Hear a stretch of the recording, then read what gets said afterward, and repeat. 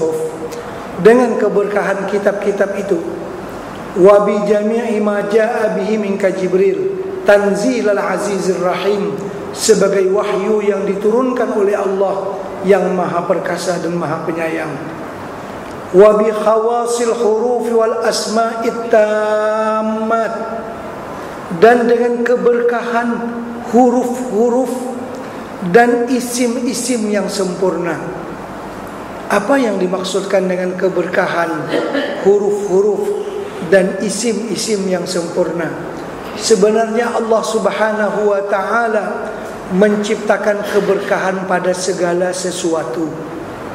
Kadang-kadang kita yang tidak mengerti, yang tidak faham, keberkahan daripada huruf-huruf memang dia ada. Apakah lagi yang disusun dengan cara berkaidah, itu ada dia punya keberkahan tertentu. Nah, seperti juga keberkahan yang diberi oleh Allah Subhanahu wa ta'ala kepada masa, kepada tempat, kepada orang, berbeda-beda. Nah, tempat di Mekah, di Madinah, di Masjidil Aqsa tak sama dengan tempat lain di dunia. Kalau di kawasan kita yang namanya masjid tidak sama dengan kawasan yang lain-lain. Masjid dia ada keberkahan dia, padahal masjid tu asal dia tanah tu jugalah, hutan tu jugalah, hutan sawit tu jugalah. Tapi sana orang buat rumah, sana orang buat kedai, sini orang buat ni, tanah orang buat masjid. Bila buat masjid, dia ada keberkahannya yang tersendiri, ada dia punya rahasia Allah yang tersendiri, karena situ adalah masjid. Semacam juga dengan kertas ni, kertas ni ada keberkahan dia. Kertas ni diguna oleh printing buat kitab yang ada depan kita ni, surah Yasin, Quran. Kilang kertas, kilang yang sama. Kertas yang lain dibuat surah khabar, yang tu kita pijak tak apa, ya kan? Pada asalnya kertas daripada kilang yang sama. Kertas yang dicopkan kepada Al-Quranul Karim, kita cium dia pada kertas, pada kilang yang sama. Kertas tu diguna untuk buat surah khabar. Itu pemukus kacang ke apa ke, pemukus ikan ke apa ke. Quran mana boleh buat pada kertas yang sama, berbeza keberkahannya. Itu rahasia-rahasia daripada makhluk Allah. Memang dia tidak sama antara satu sama lain. Hati pun macam tu juga, tempat macam tu juga. Mekah, Madinah tak sama dengan tempat lain, masjid tak sama dengan tempat lain. Dia ada keistimewaan. Hari-hari tak sama dengan hari yang lain, tak sama. Malam-malam tak sama dengan malam yang lain. Ada malam Lailatul Qadar, mana boleh sama dengan malam yang lain. Itu rahasia Allah, memberikan keistimewaan kepada tempat tertentu, waktu tertentu. Memang kehendaknya demikian, tak sama. Nah, kalau kita merujuk kepada hadis yang sahih riwayat Imam Muslim, contohnya Nabi kita bersabda, Allah Subhanahu wa ta'ala menciptakan langit dan bumi pada hari Sabtu, dan dia menciptakan gunung ganang, lembah, sungai dan sebagainya pada hari Ahad. Ini hadis yang sahih.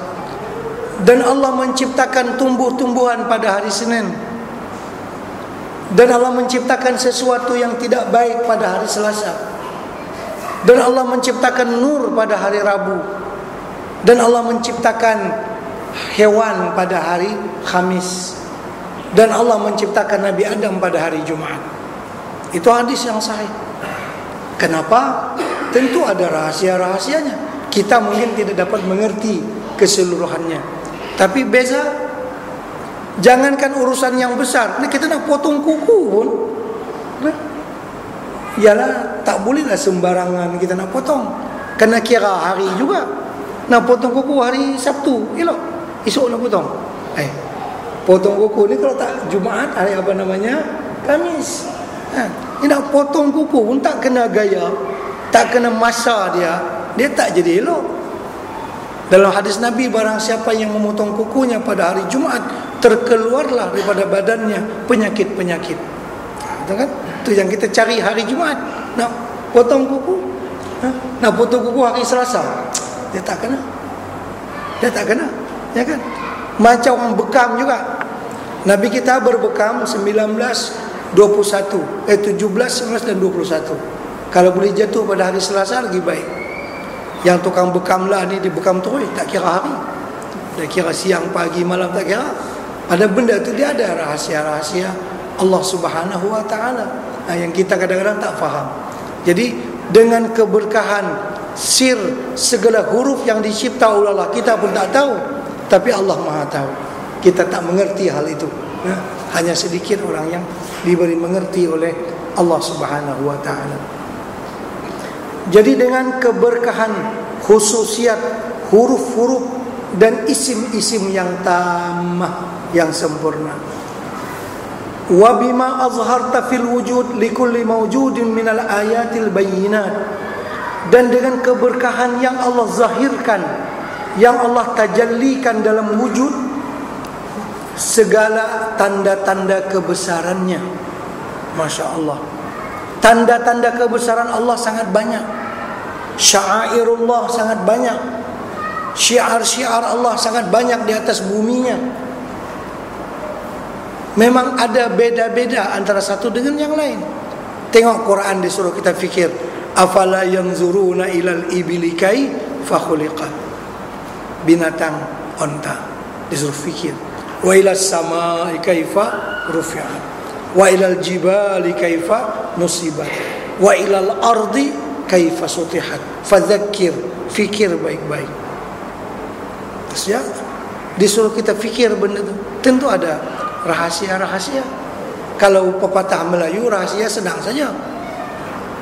Bila nak kata orang tu baik, di darat macam bukit, di laut macam pulau. Kan macam tu orang kita, cara Melayu tu. Nah, orang tu bila baik, kita panggil di darat dia macam bukit. Bukit tu pasak bumi, dia paku bumi ini. Orang tengok bukit rasa tenang, tentram daripada gempa dan seumpama. Kalau di laut, orang yang baik itu macam pulau. Orang di laut kalau mabuk pun, mabuk lautan, dia takkan lega kecuali nampak pulau je. Nampak pulau, nampak daratan. Sebelum tu dia tak nampak, dia pening. Artinya juru penyelamat. Itu contoh kepada apa namanya kebaikan seseorang. Kalau di atas bumi orang kata macam bukit, kalau di laut macam pulau. Jadi semuanya itu bukan sembarangan. Kata Nabi kita memberikan contoh-contoh banyak. Ada rahasia-rahasianya. Kita tidak mengerti hal itu, tidak banyak mengerti, kecuali orang yang diberi ilmu oleh Allah Subhanahu wa ta'ala. Jadi dengan apa yang zahir dinampakkan oleh Allah daripada tanda-tanda kebesarannya, macam orang sedar daripada maksiat dan kelalaiannya. Dia sedar ni macam-macam cerita. Ada yang